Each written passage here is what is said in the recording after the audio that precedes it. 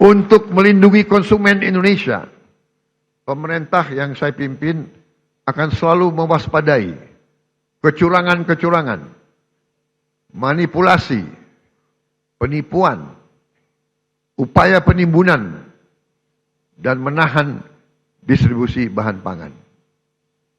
Pemerintah yang saya pimpin tidak akan ragu-ragu. Kami akan selalu tegas pada mereka yang melanggar aturan. Mereka yang mempersulit kehidupan rakyat, mereka yang cari keuntungan gila-gilaan di atas penderitaan orang kecil.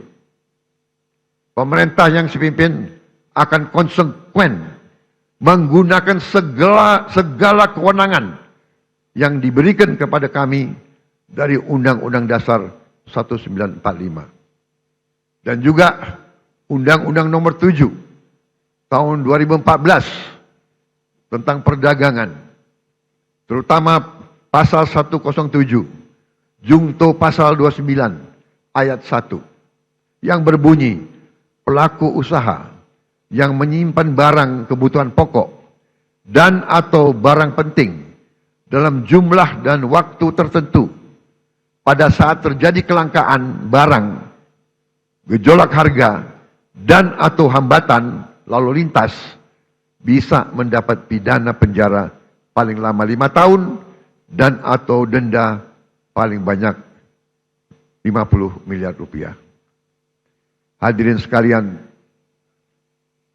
saya pastikan perusahaan-perusahaan siapapun yang berani manipulasi dan melanggar, kami akan proses hukum. Dan berdasarkan wewenang konstitusional yang ada pada Presiden Republik Indonesia, kami akan sita yang bisa kami sita. Kami akan selamatkan rakyat. Kami akan membela kepentingan rakyat. Kami pastikan rakyat Indonesia tidak akan menjadi korban serakanomics. Korban mereka-mereka yang mengejar keuntungan sebesar-besarnya, menipu dan mengorbankan rakyat Indonesia, dan membawa keuntungan itu, kekayaan itu keluar dari Republik Indonesia. Ini harus kita hentikan.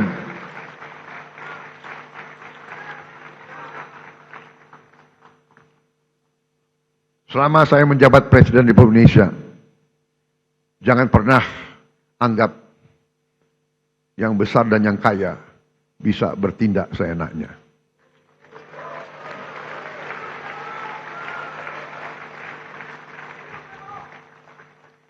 Kami tidak gentar dengan kebesaranmu. Kami tidak gentar dengan kekayaanmu. Karena kekayaanmu berasal dari rakyat Indonesia.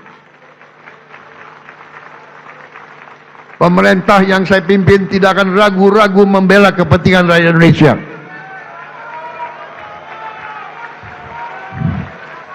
Kita akan gunakan Undang-Undang Dasar 1945 pasal 33 yang sudah sangat jelas cabang-cabang produksi yang penting bagi negara dan yang menguasai hajat hidup orang banyak dikuasai oleh negara. Ini warisan Bung Karno, ini warisan Bung Hatta, ini warisan Bung Syahrir.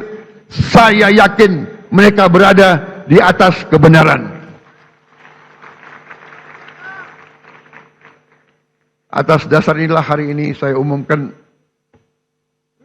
setelah pertimbangan cermat oleh pemerintah untuk melindungi hak rakyat mendapatkan beras yang tepat. Tepat takaran, tepat kualitas, harga terjangkau, dan usaha penggilingan beras skala besar harus mendapat izin khusus dari pemerintah. Kalau mereka masih mau bergerak di bidang ini. Kalau tidak, yang besar silahkanlah pindah ke bidang lain.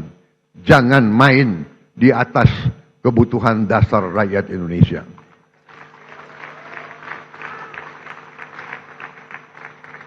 Saudara-saudara sekalian yang saya hormati, dalam 10 bulan terakhir Saya bersama Kabinet Merah Putih berupaya memerangi kemiskinan dengan pendekatan holistik, pendekatan menyeluruh. Kami ingin angka kemiskinan ekstrim segera turun ke 0% dalam tempo sesingkat-singkatnya. Karena itu untuk pertama kali dalam sejarah Republik Indonesia, kami telah membentuk sistem data tunggal sosial ekonomi nasional, DTSEN.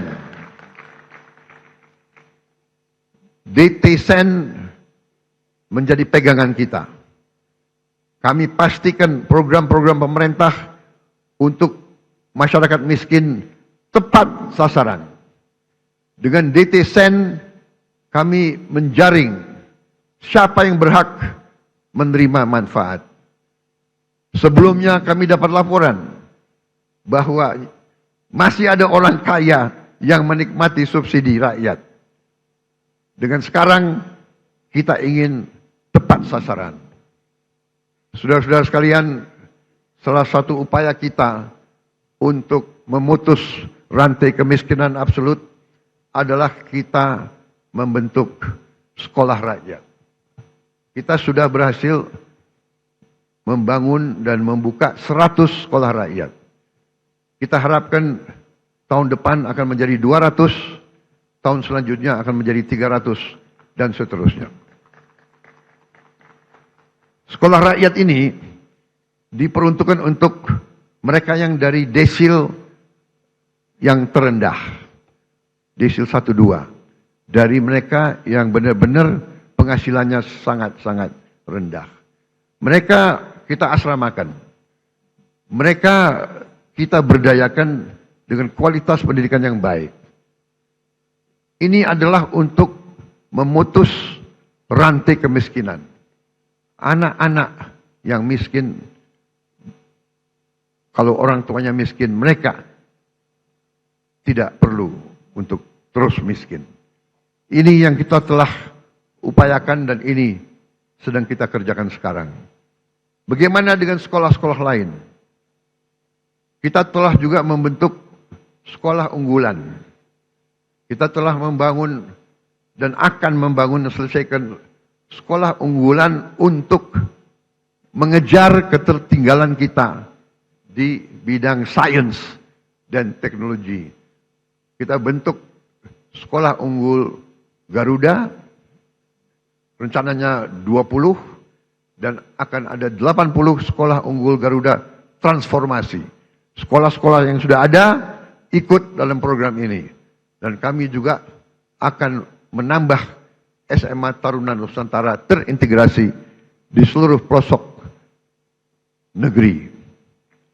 Tahun ini kita juga akan menambah fakultas-fakultas kedokteran di seluruh Indonesia. Kita ketinggalan dalam menghasilkan dokter-dokter dan dokter gigi. Saudara-saudara sekalian, pendidikan sangat penting. Kita juga akan renovasi lebih dari 13.000 sekolah dan 1.400 madrasah. Dan ini masih jauh kurang dari yang kita inginkan. Tapi tahun ini adalah permulaan. Tahun depan kita akan cari uang untuk menambah hal ini. Juga untuk mengejar ketertinggalan kita, tahun ini kita akan sebarkan 288.000 layar pinter, smart platform, smart TV yang akan kami distribusi ke sekolah-sekolah hingga pelosok-pelosok. Agar anak-anak di desa tertinggal yang tidak ada guru yang bagus bisa dapat mengikuti pelajaran dari guru-guru terbaik yang mengajar secara virtual. Untuk mencetak pemimpin-pemimpin nasional di masa depan, kami juga telah mencanangkan tadi yang saya sebut 20 sekolah unggul Garuda dan 80 sekolah unggul Garuda Transformasi. Saudara-saudara sekalian, kita juga membangun SMA Taruna Nusantara terintegrasi di seluruh pelosok negeri. Untuk mengatasi kekurangan dokter dan dokter spesialis tahun ini akan dibuka 148 prodi di 57 fakultas kedokteran di seluruh Indonesia. Terdiri dari 125 prodi spesialis dan 23 prodi subspesialis.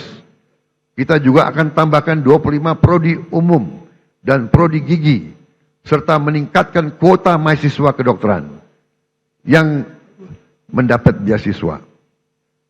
Saudara-saudara sekalian, untuk mengatasi perputaran uang yang terkonsentrasi di ibu kota dan kota-kota besar, kami dirikan 80.000 koperasi desa dan koperasi kelurahan merah putih. Koperasi di setiap desa akan meningkatkan ekonomi desa dan menciptakan jutaan lapangan kerja. Koperasi desa kelurahan juga akan meringankan beban hidup masyarakat kita dengan menjual beras murah, minyak goreng murah, LPG bersubsidi, pupuk bersubsidi sesuai dengan harga jual. Kita juga akan membuat rakyat bisa punya akses kepada protein, kepada ikan dan daging dalam harga yang terjangkau. Untuk mempercepat investasi di hilirisasi sumber daya alam dan berbagai bidang strategis, untuk membuka lapangan kerja berkualitas, kami bersama DPR RI telah membentuk apa yang kita sebut Badan Pengelola Investasi Danantara Indonesia. Danantara adalah lembaga pengelola investasi dengan aset dalam pengelolaan lebih dari 1 triliun US dollar. Danantara akan ciptakan jutaan lapangan kerja berkualitas, terutama di bidang hilirisasi.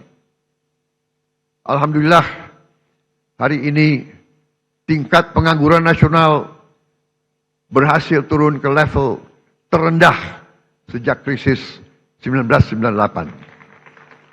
Jelajahi cara baru mendapatkan informasi. Download Metro TV Extend sekarang.